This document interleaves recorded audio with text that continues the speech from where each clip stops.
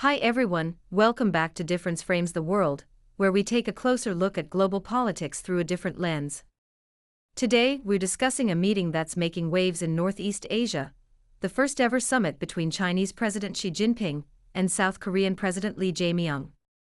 It's a big deal, not just because of what they discussed, but also because of what it symbolizes for the future of the region. Let's start with a bit of background. It is the first time in 11 years that the Chinese leader has visited South Korea. His trip was officially tied to the APEC summit, but the symbolism went far beyond that. It's also his first state visit to a country that's formally allied with the United States, which adds an interesting twist to the diplomatic chessboard. The two leaders met in Gyeongju, a city rich in history that was once the capital of the ancient Silla kingdom.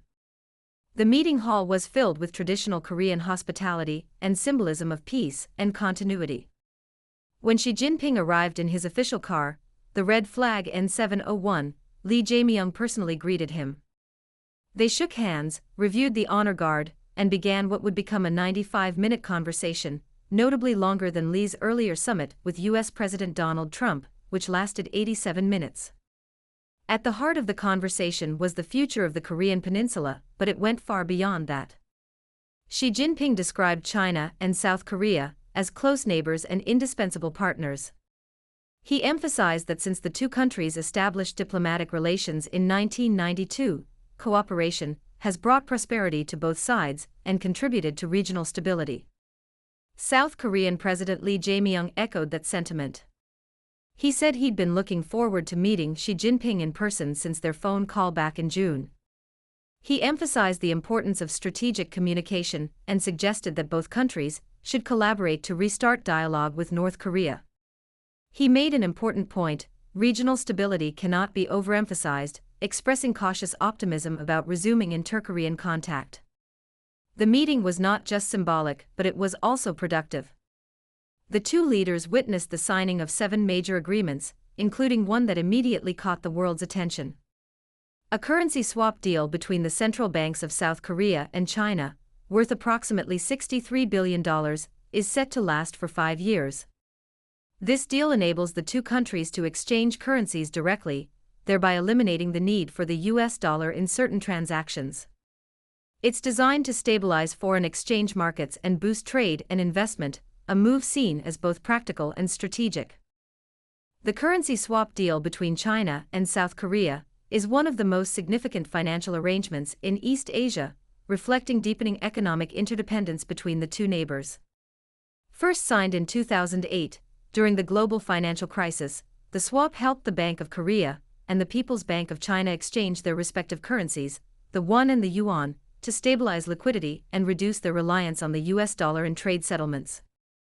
Initially worth 180 billion yuan, the deal helped both nations cushion against dollar shortages and promote the use of their local currencies in cross-border trade.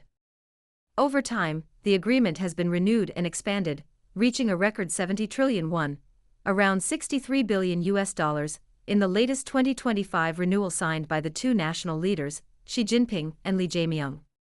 The renewal signals not only financial cooperation but also political trust, which is especially significant given the recent years of strained ties over security and geopolitical issues. Economically, the swap provides a safety net against currency volatility, allowing Korean and Chinese firms to trade and invest using their own currencies.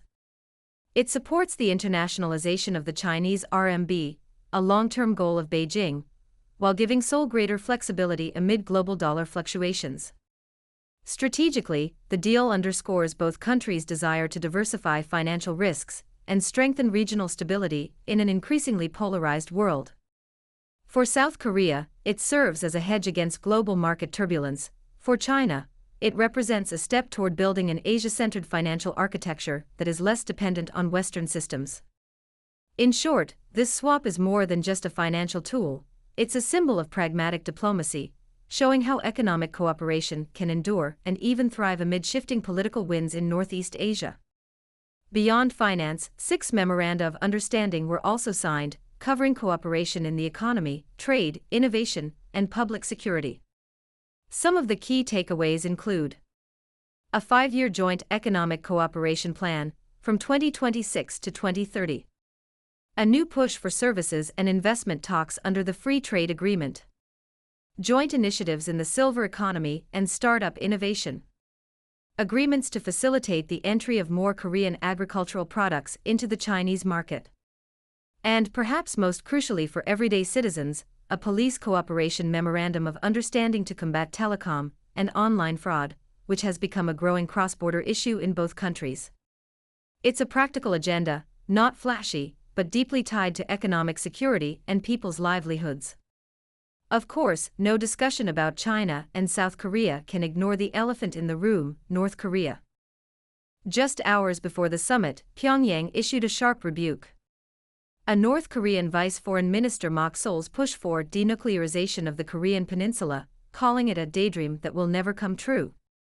That statement was widely interpreted as a warning shot. Pyongyang clearly doesn't like the idea of Seoul and Beijing coordinating too closely on Korean peninsula issues. Still, the fact that Xi Jinping and his South Korean counterpart discussed peace and dialogue, while Pyongyang was lashing out, highlights how both countries are trying to stabilize the region in their own ways. Since China and South Korea established formal diplomatic ties in 1992, as a gesture from Beijing to reconcile with Western nations, North Korea has been unhappy with Beijing. China also wants to comfort North Korea, its traditional ally. On October 9, 2025, Chinese Premier Li Qiang visited Pyongyang, where North Korean leader Kim Jong-un hosted him for what state media called friendly and strategic talks. Li Qiang's visit was the first by China's second highest-ranking leader in 16 years. Both leaders pledged to deepen what they called an unbreakable friendship under the guidance of their top leaders. Li Qiang reaffirmed that Beijing's policy toward Pyongyang remains consistent and steadfast. This meeting comes just weeks after Kim's own trip to Beijing, where he met President Xi Jinping and attended a military parade, part of a broader push to restore momentum in relations strained by North Korea's growing military alignment with Russia. Beijing's frequent interaction with Pyongyang and Seoul, respectively, indicates that the Chinese aim to maintain a balance between the two Koreas, thereby strengthening economic ties with South Korea while preserving a close relationship with North Korea for security considerations. South Korea is economically and militarily dependent on the United States, making it impossible for Beijing to make significant progress in developing close political relations with it. As a result, the relationship between Beijing and Seoul will likely remain one of hot economy and cool politics.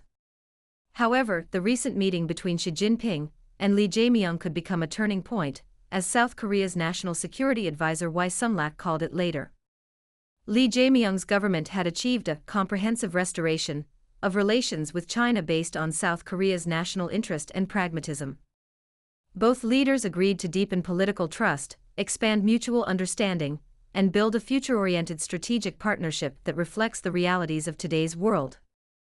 It is a significant statement, especially given how strained the relationship had become in recent years over issues such as THAAD missile defense, trade restrictions, and the rivalry between the US and China. Now, we're seeing signs of a reset. The message appears to be that while Seoul values its alliance with Washington, it also seeks constructive relations with Beijing, not confrontation. A step toward balance. Analysts see this summit as a symbolic and strategic recalibration. China gains an opportunity to counterbalance US influence in the region, while South Korea gains economic breathing room and diplomatic flexibility. It doesn't mean Seoul is shifting sides, far from it. But it does mean the South Korean government is taking a balanced approach, engaging both major powers to ensure stability and economic growth at home. And for Xi Jinping, the visit projects China's willingness to engage with US allies on its own terms, reinforcing its role as a regional leader and stabilizer, not just a rival to Western nations. The summit could mark the beginning of a new phase in China-South Korea relations, one built not just on trade, but on mutual pragmatism and regional security concerns. Both sides know they cannot afford another period of frosty ties. The global economy is shifting, tensions on the Korean peninsula are rising, and the US-China rivalry shows no sign of cooling down. In that context, this meeting isn't just a diplomatic gesture, it's a strategic necessity. In a light-hearted moment during their summit, Xi Jinping gifted Lee Jae-myung two flagship smartphones from Xiaomi, with made in South Korea curved screens.